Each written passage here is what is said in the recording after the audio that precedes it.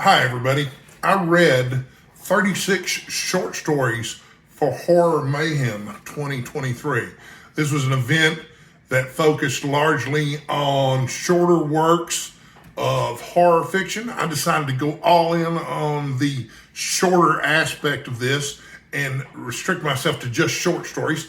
I know some people might have read novellas or shorter horror novels. I don't remember who it was. Somebody mentioned Dracula as being on the longish side of what we should be reading for this year's Horror Mayhem event.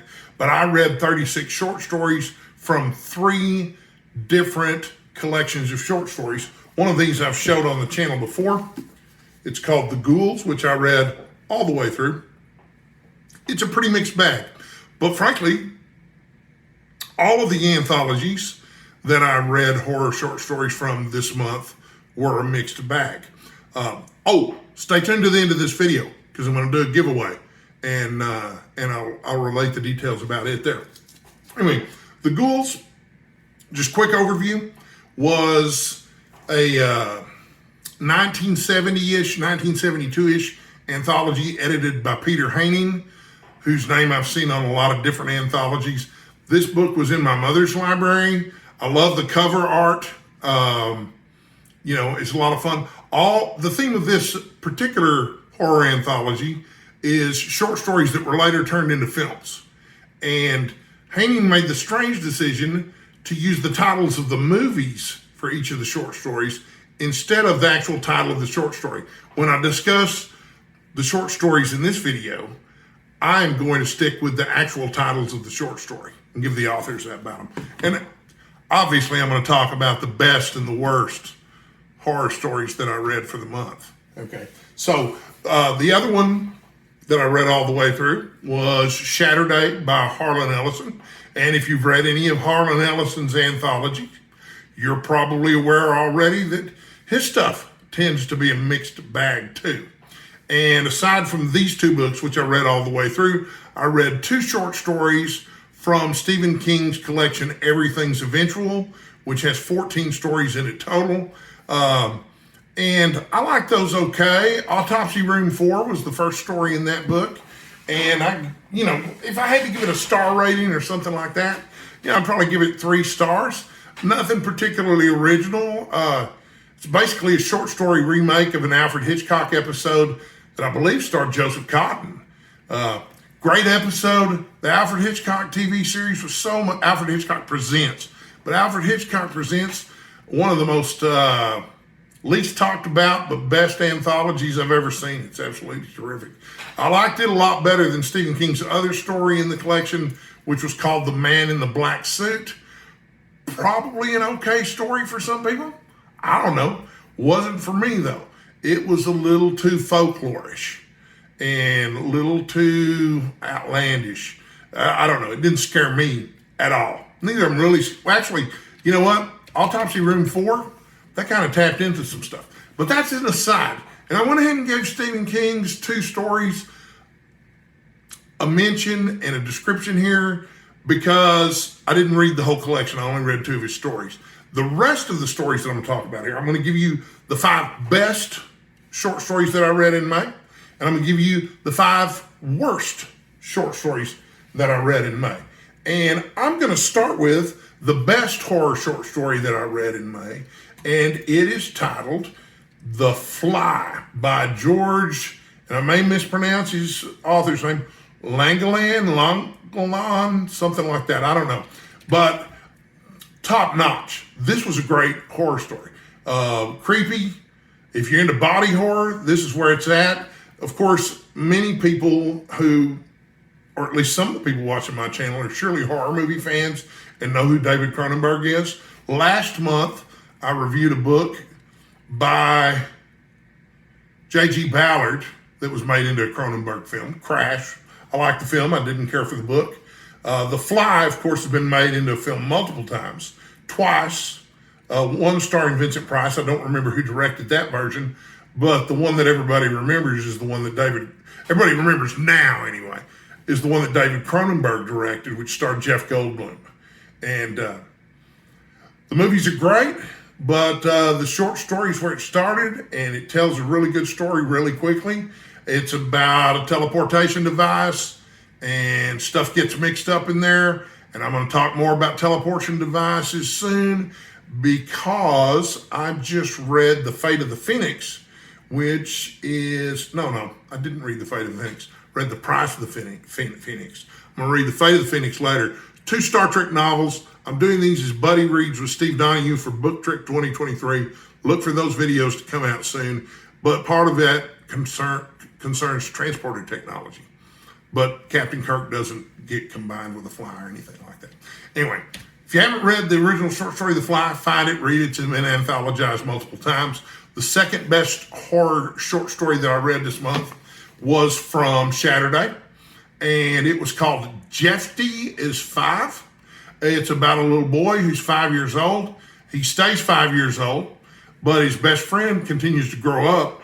But even though Jeffty is still only 5 years old, he's somehow in touch with society and art and stuff the way it was when he was 5 years old. So the old radio serials that they used to listen to together, you can still hear them on the radio when you're hanging out with Jeffty, okay?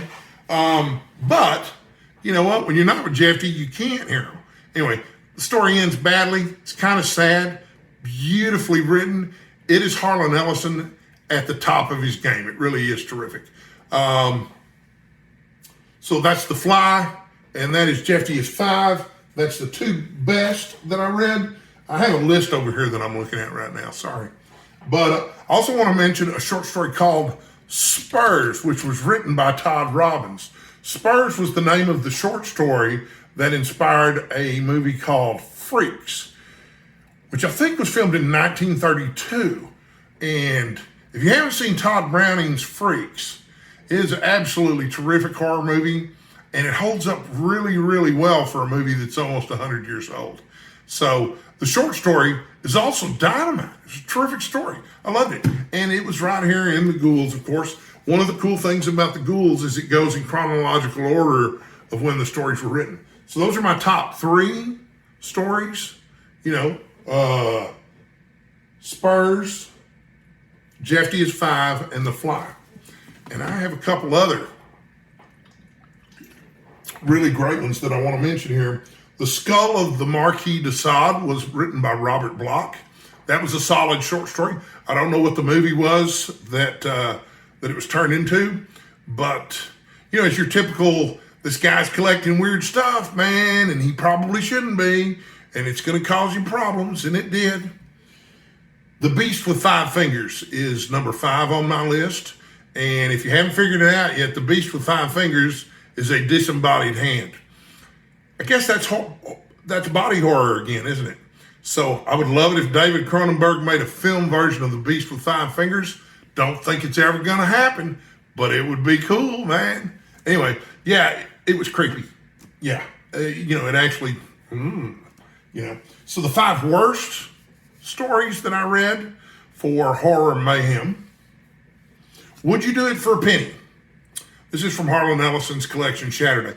And I should point out, too, Shatterday isn't billed necessarily as an anthology of horror stories. Ellison's considered more of a fantasist or science fiction writer by a lot of people, but he's also considered very horror adjacent. But yeah, the story, Would You Do It for a Penny, is about a guy who's trying to get laid in Los Angeles in the 70s. It was co-written with a buddy of Ellison's. I could blame the fact that it wasn't a very good short story on him. It certainly wasn't a good fit for this particular collection. It's not something I would particularly want to read again. And I like Harlan Ellison. Not everybody does, but I do. The second, actually, that wasn't the worst horror story that I read this month, though. The worst was in here. Okay, again, the Ghouls. And this may be a controversial hot take here. I don't know. There's an abridged version of the Phantom of the Opera in the Ghouls. And I don't know if it's bad because it's an abridgment or if it's bad just because it wasn't a very good book. I don't know. I haven't read the full book, but the abridgment that's in here, skip it. Don't read it. It's not very good. Edgar Allan Poe also contributed a story to this, unbeknownst to him since he's dead, called The Oblong Box. I thought it was really formulaic, predictable, not particularly interesting, didn't have much of a plot. Oh well, The Oblong Box in the title obviously refers to a coffin. And then The Devil and Daniel Webster is in here. Nice little piece of folklore from American literature. Nothing scary about it. I did enjoy the descriptions of the devil in the story. And I do like courtroom drama. I was kind of hoping that I was going to enjoy this story, but nah, it's not very good. And finally, probably the worst, well, this is definitely, all 5 of these are equally bad. But there was a story called The V-I-Y, which was written by Nicholas Gogol. I believe it's a Russian short story, but it's mostly about a witch. So she's really beautiful. She marries this guy. On their wedding night, she hops up on his back and rides him around like a horse until he's almost dead. It gets weirder from there. Sorry, but it's so outlandish and such a silly image that it's not scary. Maybe it was scary in Russia when it was written. Or maybe this is another one that's supposed to tap into my psychology in some kind of Jungian way, in the same way that Stephen King story I mentioned earlier did. But I'll go ahead and tell you the names of the other stories that I read too, if you're interested in the whole list. Okay, The Fly, Jeffty is 5. Flop Sweat was really, really good. Okay, that could have easily taken the place of one of the best short stories on the list. Count the Clock That Tells the Time was also excellent. Shatterday was excellent. Great short story. Was made into an episode for the 1980s version of The Twilight Zone, on which Harlan Ellison was a creative consultant. The Most Dangerous Game by Richard Connell was really, really good. I think most people probably read it in high school, but it's in here, as was The Beast with 5 Fingers, which I already talked about. An Occurrence at Owl Creek Bridge by Ambrose Bierce. Really good story. Wasn't particularly scary, but gosh, it was eerie and it definitely belongs in here. Really beautifully written. The Color Out of Space by H.P. Lovecraft, probably one of his better short stories. Lovecraft, he's kind of an acquired taste, but I like him. Autopsy Room 4 by Stephen King, we talked about already. The Man Who Was Heavily Into Revenge, another Harlan Ellison story from in here. Shopkeeper was also in here. I like Shopkeeper, probably better than most of them. Had kind of a cool little twist ending. All the Lies That Are My Life is also a short story from in here. Not particularly scary.